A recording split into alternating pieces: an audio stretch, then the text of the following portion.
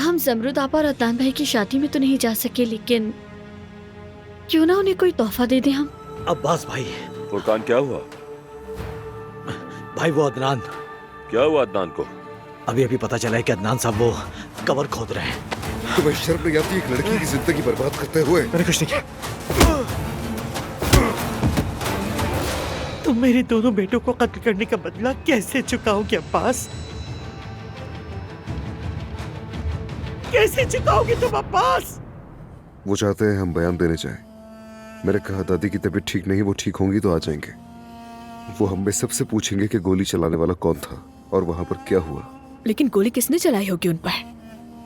अब्बास तमीर खान के बहुत से दुश्मन हैं, तो हम लोग कुछ भी कह नहीं सकते कि उस वक्त गोली किसने चलाई थी। यहाँ तक कि उसकी माँ भी। मैं भी अपने बेटे को गोली मारने गई थी। तुम्हारे बाबा भी घर से ये कहकर चले गए कि वो अब्बास को ढूंढने जा रहे हैं। समझी नहीं, वो उन्हें क्यों ढूंढ रहे थे?